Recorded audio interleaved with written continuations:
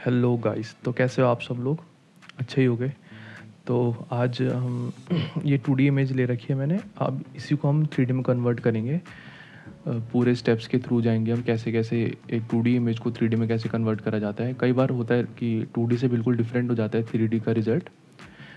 For example जैसे हम Doraemon देखते हैं, उसमें जो सुनियो का कैरेक्टर है 2D में तो हमें सही लगता है, लेकिन जैसे उसको 3D में हमने देखा तो कैसा वो वियर्ड सा लग रहा था।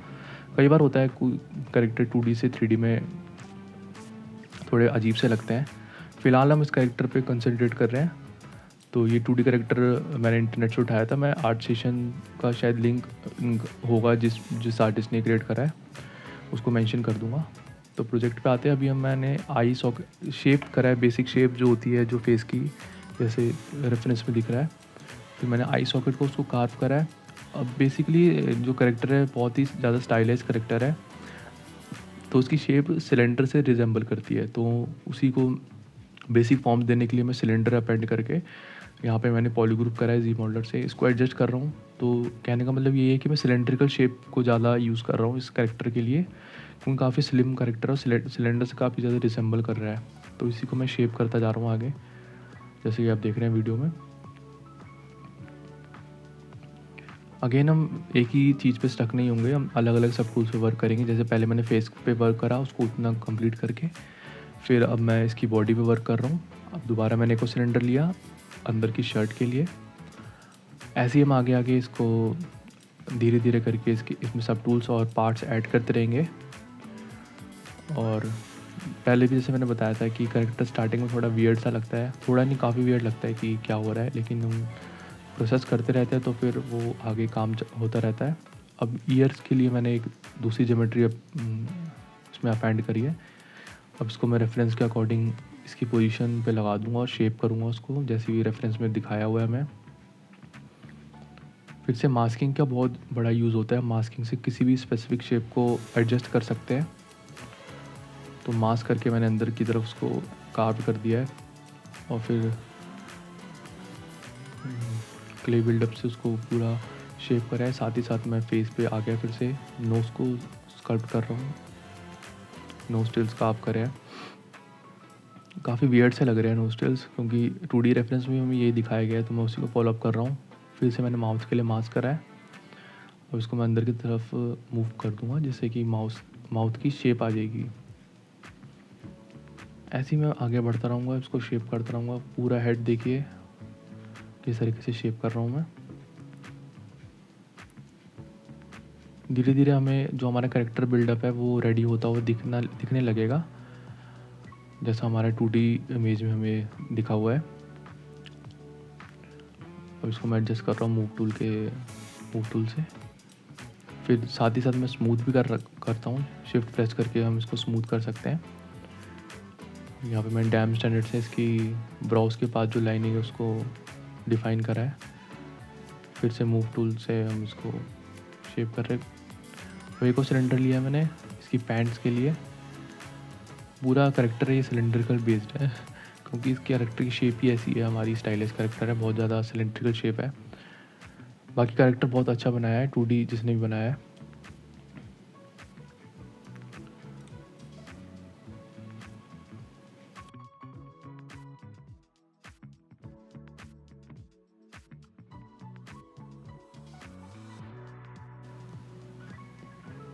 अब पैंट को मैंने कॉपी करके उसकी जगह पे उसको एडजस्ट कर रहा हूँ।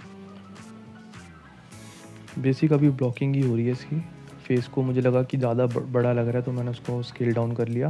और नेक इसकी काफ़ी ज़्यादा प्रोमिनेंट है, काफ़ी ज़्यादा स्लिम है और विजिबल है काफ़ी, तो मैंने नेक को ज़्यादा एक्सपोज करा है। पैंट को धीरे धीरे करके आप देखिए मैं सभी पार्ट्स पे जा रहा हूँ। जी मॉडलर की वजह से मैंने इसको थोड़ा एक्सट्रूड कर लिया है इस बॉडी को, फिर इसको जी डायनामिश कर दिया है, क्योंकि डायनामिक्स से किसी भी शेप को मतलब उसके ऊपर स्कल्प्ट करना बहुत इजी हो जाता है। हम डायनामिक्स करते रहते हैं तो वो शेप हमारी शेप जो हमने उसको ज्योमेट्रिकल शेप दी है उसकी जो ज्योमेट्री है उससे एडजस्ट होती रहती है डायनामिक्स करने से। उसमें कोई स्ट्रेच नहीं आता, ज्योमेट्री में कोई श्रिंक नहीं होती। और अगर आप चैनल पे आप नए हैं तो चैनल को सब्सक्राइब करिए, वीडियो को लाइक करिए जिससे कि मुझे भी इंस्पिरेशन मिले और आगे वीडियोस बनाने की। अब मैंने यहाँ पे मास्क कर लिया इसके आर्म्स के लिए। फिर उसको मूव टूल को हमने यूज़ करा है।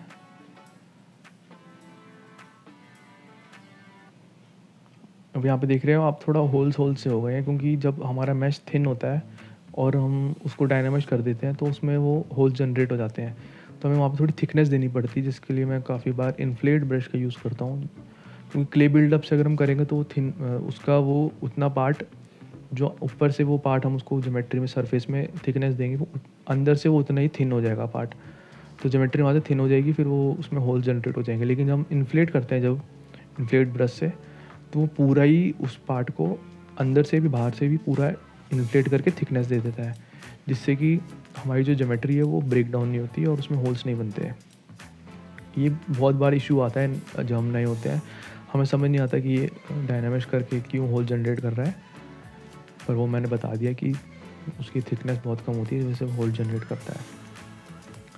जी मॉडलर भी यहाँ पे मैं यूज़ कर रहा हूँ, उसको पॉलीग्रुप करने के लिए बहुत ही यूज़फुल ब्रश है। क्योंकि स्कल्पटिंग करते हैं हम, लेकिन हमें कई जगह हार्ड चीज़ें चाहिए होती हैं, तो उसके लिए हम जी मॉडलर यूज़ करते हैं। मॉडलिंग ब्रश है एकदम, जैसे हम माया और अदर मैक्स जो हार्ड सरफेस मॉडलिंग, जो पॉली मॉडलिंग सॉफ्टवेयर्स हैं, वैसे वहाँ पे मॉडलिंग करते हैं, वैसे ही यहाँ पे जी मॉडलर है। तो हम पॉली ग्रुप्स को सेलेक्ट करके इसके अकॉर्डिंग हम एडजस्ट करेंगे। और प्लस हम 3D आर्टिस्ट हैं, तो हमें ऑलराउंडर करेक्टर को एडजस्ट करते रहना चाहिए, क्योंकि 2D में हमें एक साइड दिखती है उस करेक्टर की, तो हम उसको उसी के अकॉर्डिंग हम उसी साइड से उसको एडजस्ट करते हैं। लेकिन 3D में हमें उसको थ्री डायमेंशंस में हमें उसको एडजस्ट करना पड़ता है। उसके ऊपर से, नीचे से, आगे से, पीछे से, सब जगह हमें उसकी शेप एडजस्ट करनी पड़ती है, तभी वो करेक्टर निकल के आता है, अदरवाइज़ वो बेकार लगता है। यहाँ पे फिर से मैंने नोज़ को एक बार करा है, और बीच बीच में मैं क्ले पॉलिश कर रहा हूँ बीच बीच में, जिससे कि जो डायनामिक्स की वजह से थोड़े थोड़े पिक्सल्स टाइप की ज्योमेट्री हो जाती है, तो वो थोड़ी रफ रखती है, बहुत ज़्यादा रफ लगती है।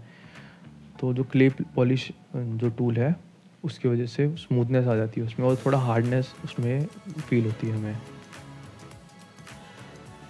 ऐसे ही आगे प्रोसीड करते रहेंगे हम।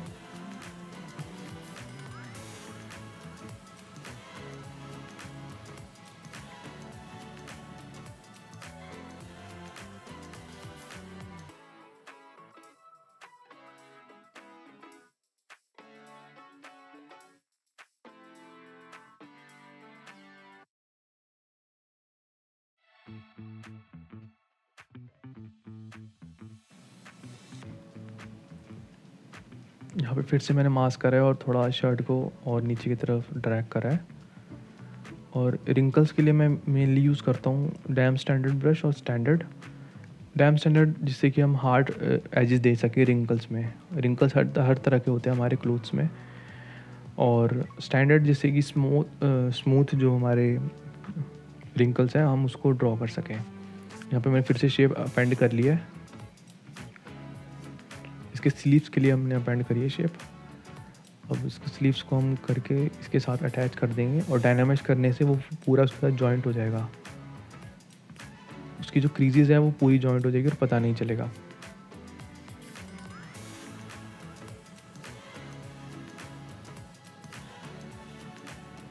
यहाँ पे एक तरफ की स्लीव्स मैंने डिलीट कर दी है, और दूसरी तरफ की हमें इसको एडजस्ट करके फिर मैं इसको मिरर कर दूंगा दूसरी साइड। ये स्लीव को मैं 2D रेफरेंस की तरह एडजस्ट कर रहा हूँ,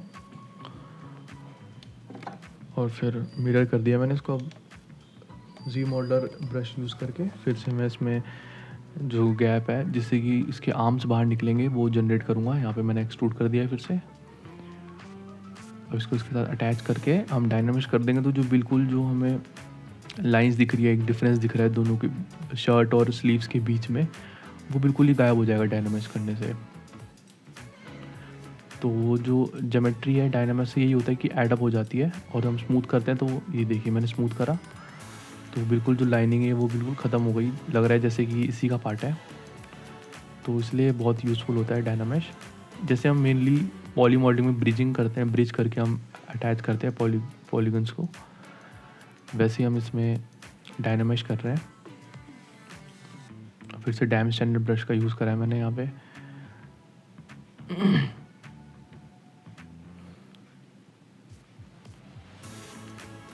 इसके पैंट को मैंने इन्फ्लेट यूज़ करा है, यहाँ पे इन्फ्लेट ब्रश का यूज़ करा है थिकनेस देने के लिए, जिससे कि डायनामिश हो तो वैसे होल्स ना क्रिएट हो उसमें, जैसे मैंने आपको बताया। फिर से डैम स्टैंडर्ड का ब्रश करके यहाँ पे मैंने शेप दिया है, यहाँ पे जिप की शेप दी है मैंने।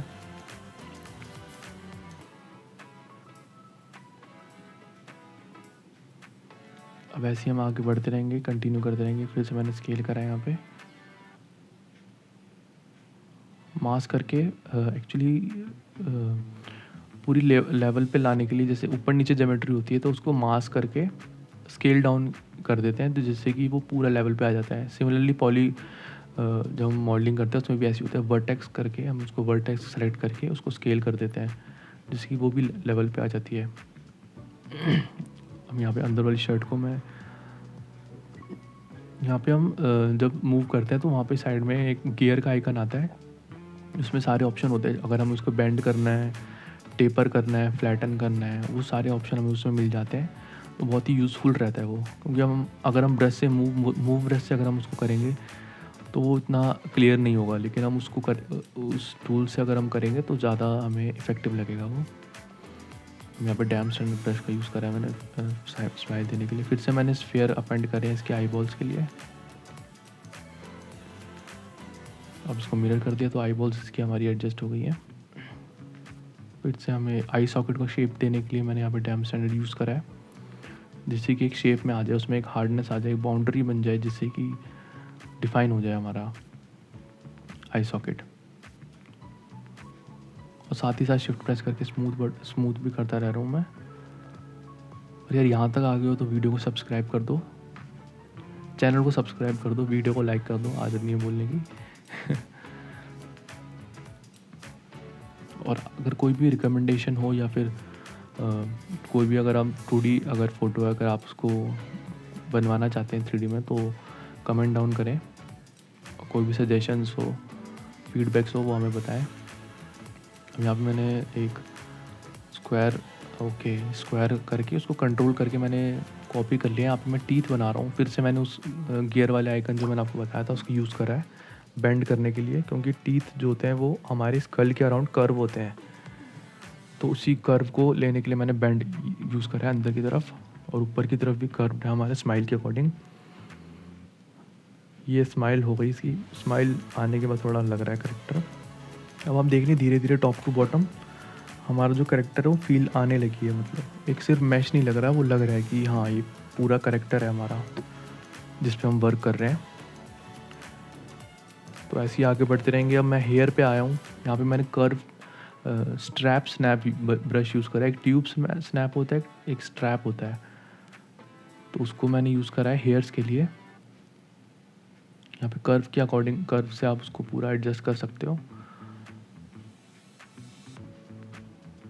ये देखिए कैसे मैं उसको एडजस्ट कर रहा हूँ कर्व से। फिर कर्व को डिलीट करके अब सिर्फ और मैश बचता है। अब इस मैश को मैं फिर से उसी गियर वाले आइकन का यूज़ करके इसको टेपर करा है मैंने, जिससे कि हेयर्स जैसे होते हैं स्टार्टिंग से थिक और एंड में आते आते थिन हो जाते हैं, उसके अकॉर्डिंग हमने एक ये हेयर स्ट्रैंड हमने एक डेवलप कर लिया है। अब इसको मैं कॉपी कर करके पूरे मैश में ऐसे ही लगा दूंगा, जिससे हमारा जो स्कल है वो पूरा हमारा फिलअप हो जाए हेयर से। अभी पूरा मैं ऐसे ही इसके हेयर्स बना दूंगा।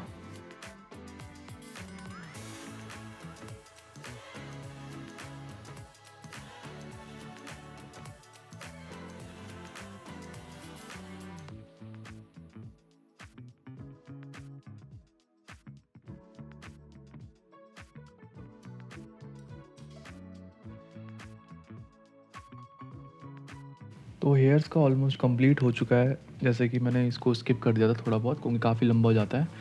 तो अब हम आर्म्स पे काम करेंगे। आर्म्स का अगेन मैंने सिलेंडर लिया है, उसको मैंने गियर से ट्रांसफॉर्म करा है, टेपर करा है।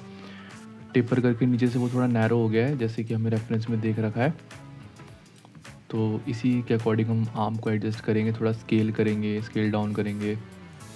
फिर मैंने डायनामाइज कर दिया आर्म को, फिर उसी टूल की वजह से मैंने इसको बेंड करा है। बेंड करके अकॉर्डिंग टू रेफरेंस मैं इसको फॉलो अप कर रहा हूँ। अब ये हैंड वाला जो पार्ट है उसको मैंने इन्फ्लेट करा है, थोड़ा सा उसको इंक्रीज़ करा है उस पार्ट को, जैसे कि हम उसको हैंड फर्दर हम उसको शेप कर सकें हैंड के लिए।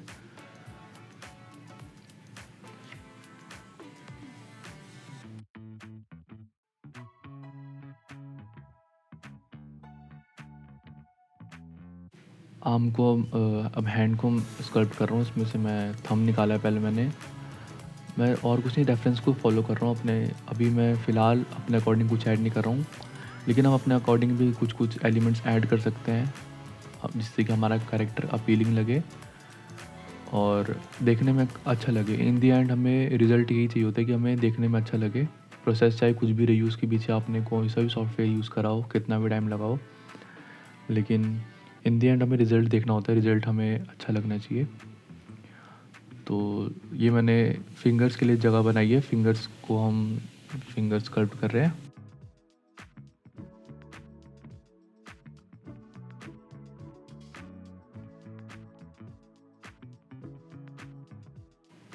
फिंगर्स के बाद फिर वही नेल्स, धीरे धीरे करके हम इसको भी शेप करेंगे। डैम स्टैंडर्ड बहुत काम का ब्रश होता है। नेल्स को यहाँ पे स्कल्प्ट कर रहा हूँ मैं। क्ले बिल्डअप पहले यूज़ करा, फिर मैंने डैम स्टैंडर्ड से उसको नेल्स की शेप दी ओवरऑल।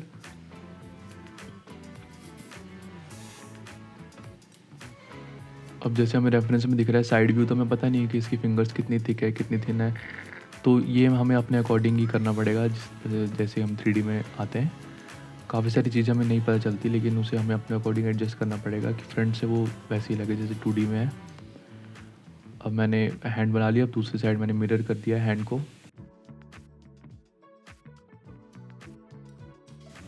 फिर से मैं इसकी शर्ट पे आ गया हूँ, फ्रंट वाली पे उसको सेट कर रहा हूँ। अब हम शूज़ पे वर्क करेंगे।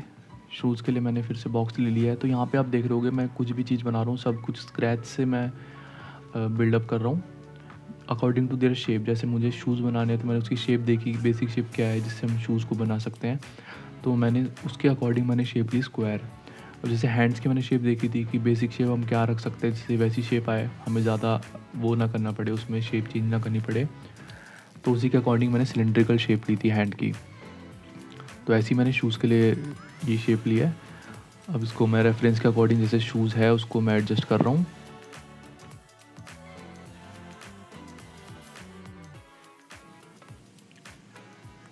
तो शूज़ की हाइट वगैरह एडजस्ट करके, ओवरऑल शेप एडजस्ट करके मैं उसको उसमें फिट इन करने की ट्राई करूँगा कि हमारा एकदम फिट हो जाए, कोई अलग से ऑब्जेक्ट ना लगे उसी की इमेज के साथ है। अगेन मैं स्केल करके उसको लेवल कर रहा हूँ नीचे से, जैसे कि वो ऊंचा नीचा ना रहे।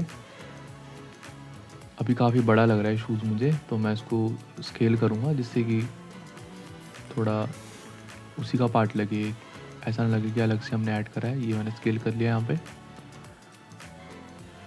अब ऐसे ही कंटिन्यू चलते चलते इसको मैं शेप करता रहूँगा जैसे मुझे अच्छा लगेगा। फिर से मैं फेस पर आ गया। फेस का जैसे मुझे लगा कि शेप थोड़ी ब्रॉड है, तो मैंने पहले उसकी शेप को मूव टूल से एडजस्ट करा। अब यहाँ पे मैंने शेडर चेंज करके देखा है, काफ़ी सही लग रहा है कैरेक्टर।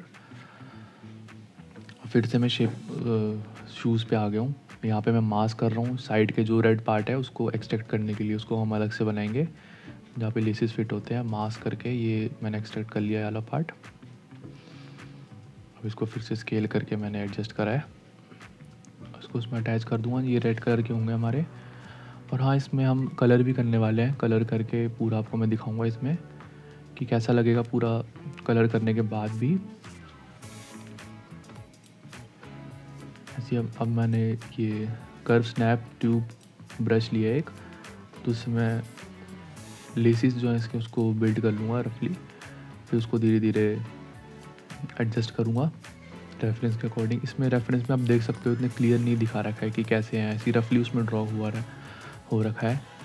तो हम भी ऐसी नॉर्मल से जो लेसेस हैं वो ड्रॉ कर देंगे, उसमें कुछ ज़्यादा डिटेल नहीं करेंगे, बस दिखने में जो है इन द एंड रिज़ल्ट अच्छा आ जाए। और मैं कंट्रोल करके कंट्रोल प्रेस करके इसको कॉपी करता हूँ। ऐसे ही आगे बढ़ते रहेंगे हम। ये लेसेस को मैंने मर्ज कर दिया है, थोड़ा सा डिफॉर्म करके मैंने इसकी जो है उसको ओवरऑल जो साइज़ है थोड़ा कम कर दिया है। बीच बीच में चेकआउट कर रहा हूँ कि दूर से कैसा लग रहा है। अब देखिए ऊपर का जो लेसेस का नॉट है वो बनानी है मुझे, तो वो भी मैं पूरी स्क्रैच से बनाऊँगा। सिलेंडर ले लिया मैंने, फिर उसको पॉलीग्रुप करके एक्सट्रूड कर दिया आगे को, मास्क करके उनको क्लोज ले आया। अब इसी तरीके से हमें माइंड अपना चलाते रहना है बीच बीच में कि कौन सी चीज़ कौन सी शेप से निकलेगी। अब जैसे मैंने नॉट बना रहा हूँ, मैं पूरा स्क्रैच से बना रहा हूँ नॉट। इसको ऐसी नॉट की हल्की सी शेप दे के फिर इसको मिरर कर दूंगा मैं। इसको डायनामाइज कर लिया मैंने, पहले एक्सट्रूड करके डायनामाइज कर लिया, मिरर करके फिर से मैंने डायनामाइज कर दिया। ओवरऑल जो हमारी बेसिक शेप जो है नॉट की, जैसे रेफरेंस में होती है और जैसे हमें पता है, वो आ गई है। तो इसको मैं ऐसे ही यहाँ पे प्लेस कर दूंगा इसकी जगह पर, जो हमें पूरा लुक दे रही है जैसे कि नॉट है। हालांकि डिटेल इसमें और हो सकती है, पर स्टाइलिश करेक्टर और रेफरेंस हमें ये है, तो हम इसकी तरफ से इसको ऐसे करेंगे। बाकी देखिए मैंने पूरा मिरर करके दूसरा शू भी मैंने बना लिया है।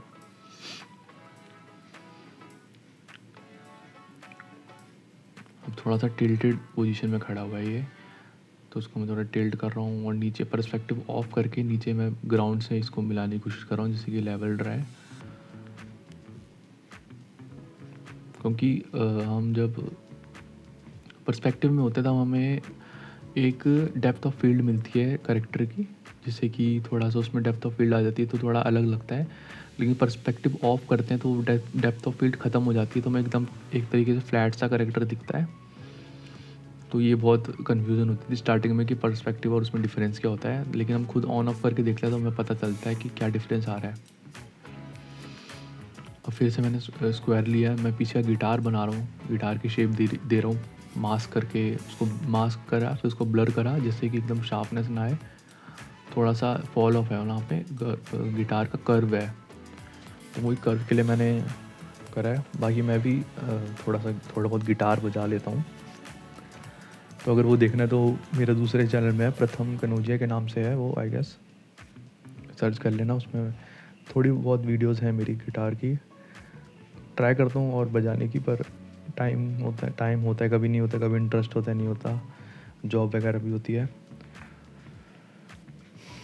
बाकी मैं ट्राई करता हूँ कि दोनों चीज़ें साथ लेके चलूँ, अपना ये भी और सिंगिंग का भी, उसका भी, क्योंकि मुझे शौक़ है। तो मैं चाहता हूँ कोई भी चीज़ पीछे ना छूटे, ये भी चले और वो भी चले बस। और ये गिटार की हमने शेप कर दी है, गिटार लगा दिए पीछे। धीरे धीरे हमारी इमेज जो है कंप्लीट हो रही है। अभी कुछ कह सकता हूँ मैं कि 70% के आसपास कंप्लीट हो चुका है हमारा ये मॉडल। अब बस थोड़ी थोड़ी डिटेल्स रहती है, रिफाइनिंग रहती है, और फिर लास्ट में हम कलर करेंगे, वो भी इसमें वीडियो में है, वो कलर भी रहता है थोड़ा बहुत। बाकी वीडियो में यहाँ तक आ गए हो तो please like the video, subscribe the channel and share the channel, जिससे कि मुझे सपोर्ट मिले, और कमेंट भी करो जिससे कि अपने व्यूज़ दो, या फिर कुछ डाउट्स वगैरह हों सॉफ्टवेयर को लेके। और सब्सक्राइब कर देना यार प्लीज़।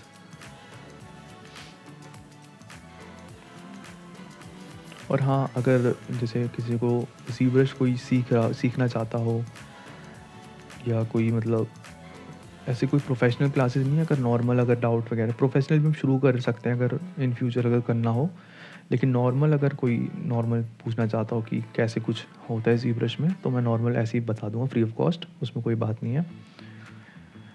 तो आप उसके लिए भी कांटेक्ट कर सकते हैं मुझे, कमेंट कर सकते हैं, कांटेक्ट तो क्या ही कमेंट है, या मेल वगैरह कर सकते हैं कि हाँ। बाकी मैं माया, ZBrush, जो भी इंडस्ट्री बेस्ड सॉफ्टवेयर है, सक्सेस फेक्टर, उस पर काम करता हूँ। और अगर किसी को नॉर्मल कोई डाउट्स हो, या स्टार्ट करना हो कुछ, या पूछना हो कैसी चीज़ें काम करती हैं, तो वो डाउट भी आप पूछ सकते हैं। बाकी मैं आगे ट्राई करूँगा कुछ एक पर्टिकुलर वेबसाइट वगैरह बना सकूँ जिसमें कोर्सेज वगैरह हों, और अभी तो ये स्टाइलाइज्ड बनाया है मैंने, लेकिन मैं रियलिस्टिक में भी काफ़ी काम करता हूँ, काफ़ी काम कर चुका हूँ मैं रियलिस्टिक कैरेक्टर्स पे भी, जिसमें प्रॉपर गेम फ्लो होता है, प्रॉपर एनिमेशन रिगिंग का कैरेक्टर होता है, उसमें आप एनिमेशन भी कर सकते हो, रिगिंग वगैरह भी कर सकते हो प्रॉपर तरीके से। ये तो सिर्फ ज़ीब्रा स्केच है, इसको हम स्केच बोल सकते हैं एक तरीके से, क्योंकि हम इसको सिर्फ डिस्प्ले कर रहे हैं। इसको हम किसी भी गेम वगैरह में या फिर रिगिंग वगैरह में यूज़ नहीं कर सकते, ये सिर्फ डिस्प्ले के लिए है। और जैसे 3D थंबनेल्स वगैरह होते हैं, 3D कॉन्सेप्ट होते हैं, तो उसके लिए हम ये सब चीज़ें यूज़ कर सकते हैं। या कोई कस्टमाइज करेक्टर्स होते हैं, किसी ब्रांड का बनाना है तो ब्रांड करेक्टर हम इसमें डिज़ाइन कर सकते हैं, सिर्फ वो दिखने के लिए, मतलब इमेज में। और प्लस 3D के लिए, अगर इस करेक्टर को हमें 3D में प्रिंट करना है तो उसकी एक अलग प्रोसीजर होती है, उसमें भी अगर आपको काम करना है कुछ, उसके लिए भी कुछ डाउट है तो वो बता सकते हैं। तो हम इस करेक्टर को भी हम प्रिंट कर सकते हैं, लेकिन अभी मैंने प्रिंट के लिए नहीं बनाया ये, अभी तो नॉर्मल ये 2D to 3D वीडियो है। प्रिंट के लिए थोड़ी अलग प्रोसेस होती है, STL फाइल होती है उसकी, हम उसको रेडी करते हैं। अब यहाँ पे देखा आपने, मैंने आईब्रो मास्क करके निकाला है, उसको एक्सट्रैक्ट करा आईब्रो वाले पार्ट को। अब नीचे से मैं चेन इसकी शेप कर रहा हूँ। जो एडजस्टमेंट है वो पूरी वीडियो में चलती रहती है, ऐसा नहीं होता कि आपने एक बार फेस बना दी, एक बार पैंट बना दी स्टार्टिंग में तो वो उसमें कुछ चाहिए नहीं, उसको एडजस्टमेंट आपकी होल प्रोसेस चलती रहेगी, कुछ ना कुछ छोटी मोटी एडजस्टमेंट, कभी रिंकल्स, कभी शेप, कभी लेंथ। तो ऐसे ही धीरे धीरे करके हमारा रिज़ल्ट आना शुरू हो गया है। अब देखिए मैं यहाँ पे पॉकेट्स बना रहा हूँ साइड में, जो कि ऐसी रफली है, क्योंकि रेफरेंस भी ऐसी रफली सी बनाई है हमने, रफली सी पॉकेट बनाई है डैम स्टैंडर्ड ब्रश का यूज़ करके। अगर नॉर्मल आप डैम स्टैंड ब्रश, किसी भी ब्रश को नॉर्मल चलाओगे तो वो इन्वर्ट करेगा कार्व्ड, लेकिन आप ऑल्ट प्रेस करके अगर उसको चलाओगे तो वो आउटवर्ड कार्व्ड करेगा। अब मैं यहाँ से कलर हमने यहाँ से शुरू कर दिया है इसका। अब कलरिंग के लिए मैं चाहता हूँ कि वैसी कलर्स आएँ, तो मैंने टेक्सचर में उस इमेज को इंपोर्ट कर लिया है, उसी के हम कलर पिक कर रहे हैं। अब बेसिक कलर मैंने पिक डाल दिए इसमें, अब धीरे धीरे देखिए कलर आ रहे हैं, तो करेक्टर हमारा थोड़ा एक्शन में आ रहा है। बेसिक कलर्स मैं इसमें से पिक कर रहा हूँ, सी प्रेस करके हम कलर पिक करते हैं। अब वो कलर मैं इसमें कर रहा हूँ, और शेडर मैंने इसमें डाला स्किन शेड। नॉर्मली हम करेक्टर्स के लिए स्किन शेड यूज़ करते हैं। धीरे धीरे धीरे शूज़ को करा है, अब शर्ट को करा है मैंने। शर्ट में भी स्ट्राइप्स हैं, आप देख सकते हैं, टू कलर्स हैं। तो वही मास्क कर रहा है मैंने पहले, और मास्क में ना साइड में जो पिक्सलेट होते हैं मास्क, तो उसके लिए हमें ज्योमेट्री इंक्रीज़ करनी होती है, तो मैंने इंक्रीज़ करके मास्क में कलर फिल करा। फिर जैसे जैसे कलर हैं उसको अनमास्क में फिल करा, फिर मास्क में फिल करा, फिर ऐसे ऐसे करके हमें पूरा लुक मिलता है ये टी शर्ट का।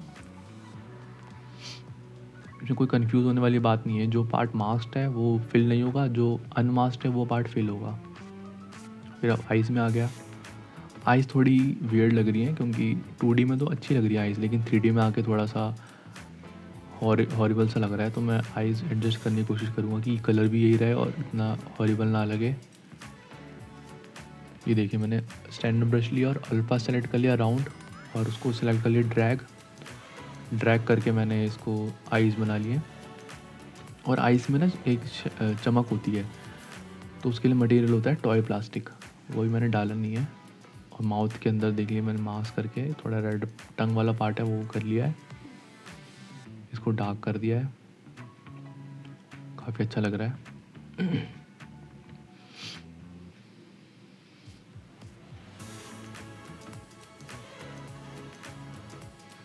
थोड़ा सा इसका चीक्स रेड कर दिया हमने,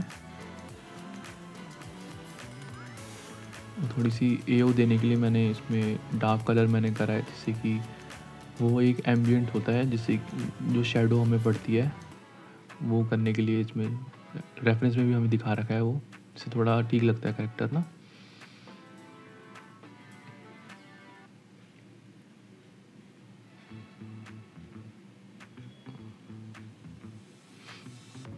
ईयर्स में थोड़ा रेड कलर करा है, जैसे कि ट्रिपल एस एक इफेक्ट होता है वो आ सके। खैर इसमें तो क्या ही आएगा, वो थोड़ा स्टाइलाइज में चलेगा, लेकिन वो ज़रूरी होता है। इसकी स्माइल में थोड़ा मुझे लगा कि थोड़ी राइट की साइड ज़्यादा टिल्ट है, वो स्माइल मैंने थोड़ी राइट की साइड कर दी है। थोड़ा सा डिफरेंट लग रहा है करेक्टर 2D से। अब देखिए मैंने यहाँ पे टॉय प्लास्टिक मटेरियल डाला है। मैं एक्चुअली ज़ीब्रश स्विच करा था, तो उसमें मटेरियल का थोड़ा मुझे वो हो रहा था ढूंढने में। तो ये टॉय प्लास्टिक मटेरियल मैंने इसमें ऐड कर दिया। आइज़ में देखिए शाइनीनेस आ गई है, थोड़ा डरावना सा लग रहा है करेक्टर, पर स्टिल करेक्टर है, अभी चलता है। आगे हम इसको थोड़ा और एडजस्ट करेंगे। आइज़ को थोड़ी काफ़ी ज़्यादा पॉप आउट हो रही है मेरे हिसाब से। देखिए मैं शेडो दे रहा हूँ उन जगह पे, जैसे हेयर्स पे थोड़ी शेडो दे रहा हूँ, आईब्रोज में थोड़ी शेडो दे रहा हूँ। वो एरिया थोड़ा डार्क हो गया ना, थोड़ा थोड़ा लगता है जैसे हेयर्स की शेडो पड़ रही है उस पर। अब हेयर्स को मैं पीछे का जो पार्ट रहता है इसको मैंने पॉली ग्रुप कर लिया, जिससे कि जो सारे हेयर्स हैं सबके अलग अलग ग्रुप हो गए। हम इंडिविजुअल सबको सेलेक्ट कर सकते हैं एक एक को। अब यहाँ पे थोड़ा ये वाला पार्ट में फिल कर रहा हूँ हेयर का।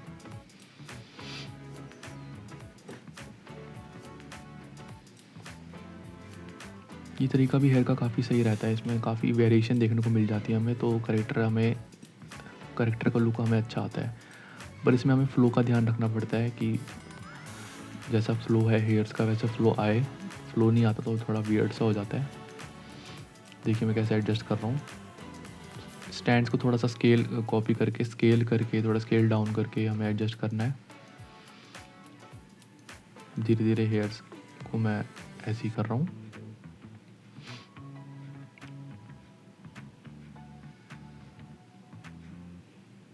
हेयर्स में भी थोड़ी मैं वेरिएशन दूंगा कलर्स की। एक ही कलर है, सॉलिड कलर है, इसमें थोड़ी मिड टोन,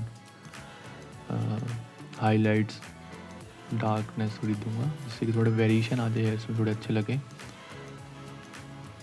ज़्यादा भी नहीं करना है क्योंकि फिर ज़्यादा फिर बेकार लगता है, ओवर हो जाता है। अब देखिए हल्की हल्की डार्कनेस दी है मैंने, थोड़ी सी वेरिएशन आ गई है हेयर्स में। अब देखिए आइज़ का मैं कह रहा था थोड़ी अंदर करी है मैंने, थोड़ी 2D से 3D में देखिए आप कितना थोड़ा डिफरेंस आ रहा है ना। थोड़ा प्लीजेंट सा लग रहा है 2D में, और 3D में ऐसा हॉरर सा लग रहा है। तो जैसे मैंने पहले बताया, कई बार करेक्टर चेंज हो जाते हैं, कई बार अच्छे बन जाते हैं, कई बार 3D में थोड़े वियर्ड्स हो जाते हैं। जैसे सुनियो का एग्जांपल लिया था जैसे मैंने डोरेमोन वाले। बाकी हमारा रेंडरिंग और कंपोजिटिंग में भी काफ़ी चीज़ें डिपेंड करती हैं, रेंडर करके हम किस तरीके से कंपोजिट। इस वीडियो के लिए बस इतना ही। Thank you for watching.